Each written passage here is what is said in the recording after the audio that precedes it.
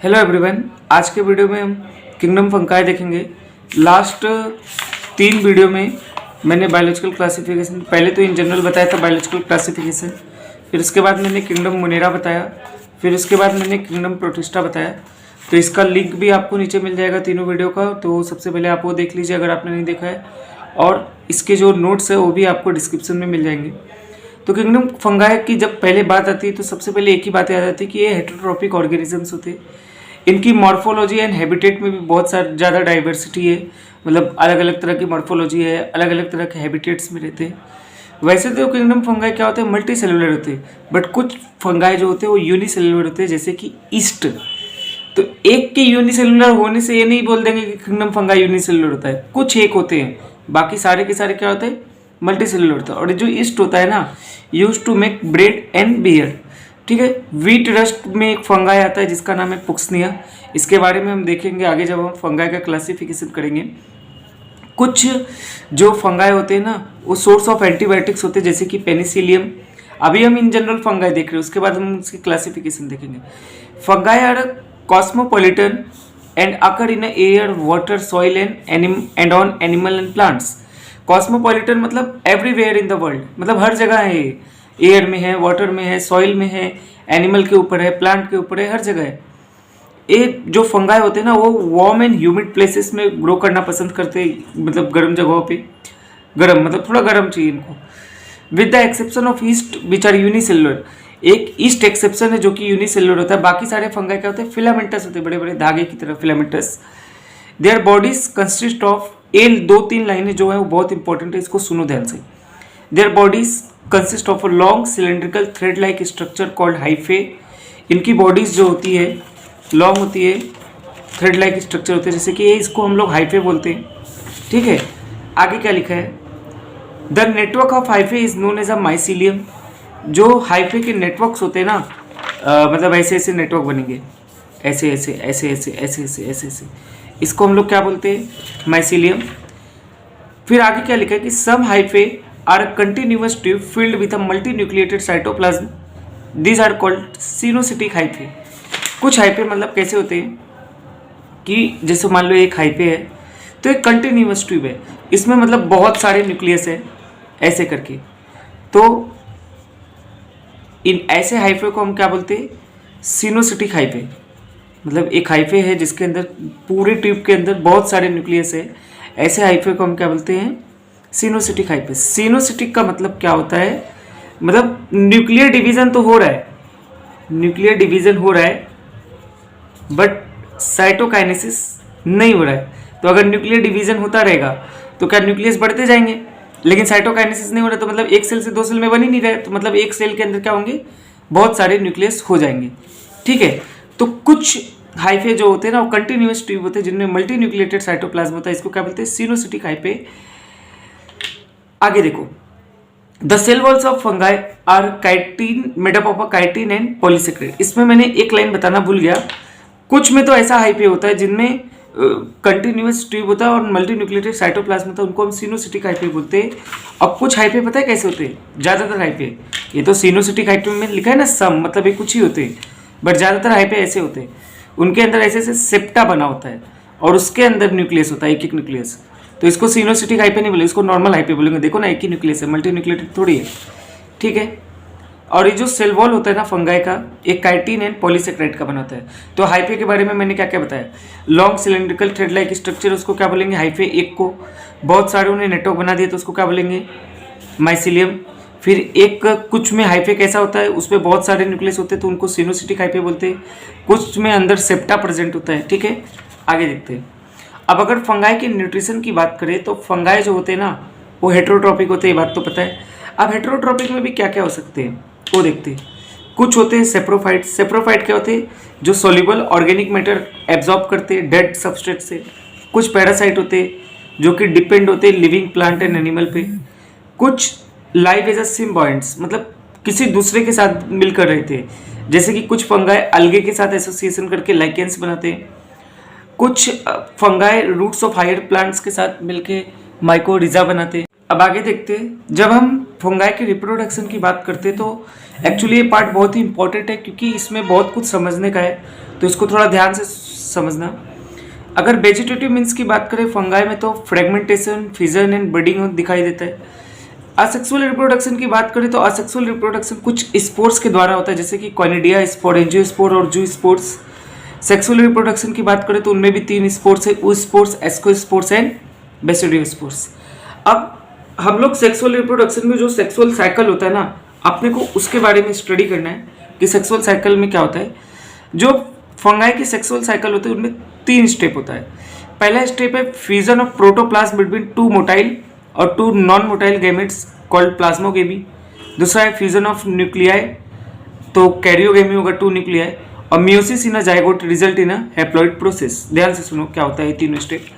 पहले क्या होगा, मान लो कोई फंगाई है जिसमें 2 मोटाइल गैमेट्स है, तो इनका फ्यूजन होगा। पहले इन 2 गैमेट्स का फ्यूजन, इन 2 गैमेट्स के फ्यूजन से बने जो होगा उसको हम लोग बोलते हैं प्लाज्मोगेमी।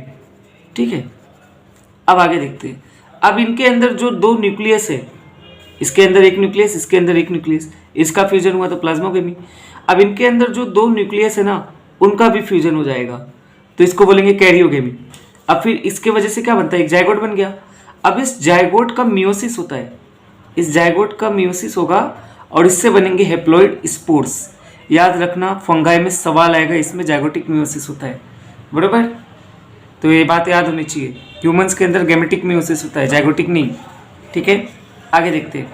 अब आगे 2 बातें याद रखना और जरूरी। देखो सारे फंगाई में ऐसे ही होता है कि प्लाज्मोगेमी, फिर कैरियोगेमी, फिर मियोसिस होगा जाइगोट में। अब क्या होता है ना, किसी किसी फंगाई में क्या होता है, जैसे कि प्लाज्मोगेमी हो गया, प्लाज्मोगेमी होने के तुरंत बाद कैरियोगेमी हो जाता है, ये किसी किसी फंगाई में होता है। किसी किसी फंगाई में क्या होता है, प्लाज्मोगेमी होने के तुरंत बाद तो कैरियोगेमी नहीं होता है, मतलब थोड़ा देर दोनों न्यूक्लियस होते हैं, कुछ देर बाद, कुछ टाइम बाद अगर कैरियोगेमी होता है ना, तो ऐसे फंगाई को हम लोग बोलते हैं, ऐसे फंगाई की जो स्टेज है, इनके न्यूक्लियस को डाइकैरियोन बोलते हैं और फेस को क्या बोलते हैं, डाइकैरियोन फेस। डाइकैरियोन फेस, देखो ना, डाइकैरियोन का मतलब क्या, 2 न्यूक्लियस। कुछ फंगाई में क्या होता है, प्लाज्मोगेमी होता है, उसके तुरंत बाद न्यूक्लियस भी फ्यूज हो जाते हैं। लेकिन कुछ फंगाई में क्या होता है, प्लाज्मोगेमी होने के बाद न्यूक्लियस तुरंत फ्यूज नहीं होते। तो अगर न्यूक्लियस तुरंत फ्यूज नहीं हुए तो क्या उनको डाइकैरियोन बोलेंगे, और ऐसे फेस को क्या बोलेंगे, डाइकैरियोनिक फेस। ठीक है, अब एक बात याद रखो, तो ऐसा नहीं कि इनका न्यूक्लियस फ्यूज नहीं होता है, लेकिन थोड़ी देर बाद होता है। लेकिन जो पहले का टाइम उसी को क्या बोलते हैं, डाइकैरियोन या डाइकैरियोन फेस। तो याद रखना है कि कुछ फंगाई में क्या होता है, इमीडिएटली न्यूक्लियस का फ्यूजन हो जाता है प्लाज्मोगेमी के बाद, लेकिन कुछ फंगाई में इमीडिएटली नहीं होता है, इसीलिए उनको डाइकैरियोन बोलते हैं और डाइकैरियोनिक फेज उस प्रोसेस को बोलते हैं। तो वही लिखा है, देखते हैं। When a fungus reproduce sexually, जब फंगस सेक्सुअली रिप्रोड्यूस करता है, 2 haploid हाइपे of a compatible mating types come together and a fuse. वही 2 हैप्लॉइड हाइपे मतलब दोनों आके फ्यूज करे, मतलब प्लाज्मोगेमी हो रहा है। In some fungi the fusion of a 2 haploid cells immediately result in a diploid cell. कुछ फंगाई में क्या होता है, जो फ्यूजन होता है वो इमीडिएटली हो जाता है दोनों हैप्लॉइड सेल का, तो उससे डिप्लॉइड सेल बनता है 2n। अब आगे देखो, हाउएवर इन अदर फंगाई, कुछ फंगाई में जैसे कि एस्कोमाइसिटीज एंड बेसिडियोमाइसिस, एक 2 टाइप है इसके, 2 अलग टाइप है, ascomycetes and basidiomycetes. And intervening dikaryotic stage, देखो लिखा ना n+n, that is 2 nuclei per cell. देखो ना, इंटरवेनिंग डाइकैरियोटिक स्टेज, 2 न्यूक्लियाई है ना एक सेल के अंदर, अब तो एक सेल बन गया ना फ्यूजन होने के बाद। occurs such a condition is called dikaryon and the phase is called as a dikaryophase of a fungus. Later the parental nuclei fuse and the cells become diploid. मतलब कुछ देर बाद दोनों न्यूक्लियाई का फ्यूज होना fix है और cell क्या बन जाएगा, डिप्लॉइड। फिर एक बार सेल डिप्लॉइड बन गया तो क्या होगा, वो जो फंगाई क्या करेगा, फॉर्म फ्रूटनिंग बॉडी, वही जाइगोट, और उसके में क्या होगा, रिडक्शन डिवीजन होगा और leading to formation of haploid spores. तो सब में एक ही चीज होता है कि फ्यूजन होगा प्लाज्मोगेमी, फिर कैरियोगेमी, फिर हैप्लॉइड स्पोर्स। लेकिन अंतर क्या है, कुछ में क्या होगा, इमीडिएटली न्यूक्लियस का फ्यूजन हो जाएगा, कुछ में कुछ देर बाद होगा। जिसमें कुछ देर बाद होता है उसमें कौन सा फेज आता है, डाइकैरियोन फेज आता है, उस फेज को क्या बोलते हैं, डाइकैरियो फेज ऑफ फंगस। आगे देखते हैं आगे क्या है। अब आगे क्या होता है, the morphology of mycelium, mycelium के मॉर्फोलॉजी के बेस पर और मोड ऑफ स्पोर फॉर्मेशन के बेस पे कि कैसा स्पोर फॉर्मेशन हो रहा है, और फ्रूटनिंग बॉडी के बेस पर हम लोग ने इस किंगडम को कुछ पार्ट्स में डिवाइड किया है। जैसे इस किताब में अपने को 4 पढ़ना है, एनसीईआरटी में तो उतना ही पढ़ेंगे अपन। Phycomycetes, ascomycetes, basidiomycetes and deuteromycetes. अब एक एक करके हमको सारे क्लासेस देखने हैं। तो फाइकोमाइसिटीज देखते हैं। फाउंड इन एक्वेटिक हैबिटेट्स, ये जो पाया जाता है एक्वेटिक हैबिटेट्स में पाया जाता है। On decaying wood in a moist and damp places और as a obligate parasites on a plant. Obligate parasite होता है प्लांट में, ठीक है, एक्वेटिक हैबिटेट में पाया जाता है। इसका माइसीलियम कैसा होता है? असेप्टेट एंड सिनोसाइटिक। देखो ना, मैंने बताया था ना, सिनोसाइटिक हाइपे में सेप्टा तो है ही नहीं, तो मतलब असेप्टेट है। और इसका माइसीलियम कैसा होता है? सिनोसाइटिक होता है, ठीक है। आगे देखते हैं। Asexual reproduction takes place by zoospores. इसमें जो असेक्सुअल रिप्रोडक्शन होता है वो जूस्पोर्स की वजह से होता है और एप्लेनोस्पोर्स की वजह से होता है। एक बात याद होनी चाहिए, जूस्पोर्स जो होता है वो मोटाइल होता है, जबकि एप्लेनोस्पोर्स क्या होता है? नॉन मोटाइल होता है। This spores are endogenously produce in sporangium. Sporangium एक स्ट्रक्चर होता है जिसके अंदर ये स्पोर्स आते हैं। अब ये स्पोर्स स्पोरेंजियम के अंदर होते हैं, तो इसीलिए क्या बोलते हैं हम इसको? ये जो स्पोर्स होते हैं प्रोड्यूस होते हैं endogenously in sporangium. Sexual reproduction में क्या होता है? इसमें जाइगोस्पोर फॉर्म होता है by a fusion of 2 gametes. This gametes are similar in a morphology isogamous, और डिसिमिलर है तो एनआइसोगेमस और ओगेमस। समझते थोड़ा। अगर मान लो सेक्सुअल रिप्रोडक्शन में आने वाले 2 गैमेट सेम है तो उसको बोलते हैं हम आइसोगेमस। सेम साइज के, सेम साइज से सब कुछ सेम है। अगर 2 गैमेट्स है अलग अलग साइज के तो उसको हम एनआइसोगेमस बोलते हैं। और ओगेमस किसको बोलते तब? एनआइसोगेमस बोलते हैं। ओगेमस में भी क्या होता है? दोनों अलग साइज के तो होते हैं, लेकिन एक कंडीशन आ जाती है। ओगेमस में जो छोटा वाला होगा ना वो मेल गैमेट होगा, और जो बड़ा वाला होगा वो फीमेल गैमेट होगा। और साथ में मेल गैमेट हमेशा मोटाइल होगा और फीमेल गैमेट हमेशा नॉन मोटाइल होगा, तो जाके इसको हम ओगेमस बोलेंगे। आइसोगेमस में क्या होता है? दोनों सेम होते हैं।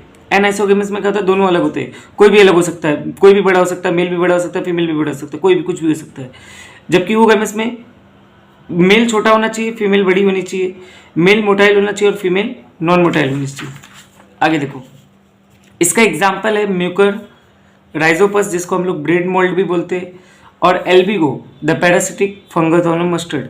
इसको आप ऐसे के याद कर सकते हो, मार, म्यूकर, एल्बिगो एंड राइजोपस। आपको ये भी याद रखना है कि राइजोपस ब्रेड मोल्ड होता है, जबकि एल्बिगो पैरासिटिक फंगाई होता है मस्टर्ड पेड़। इसके अभी ये वीडियो थोड़ा लंबी हो गई है, तो इसके आगे के जो पार्ट्स है एस्कोमाइसिटीज, बेसिडियोमाइसिटीज एंड डिप्टेरोमाइसिटीज, वो हम नेक्स्ट वीडियो में स्टार्ट करेंगे। Thank you.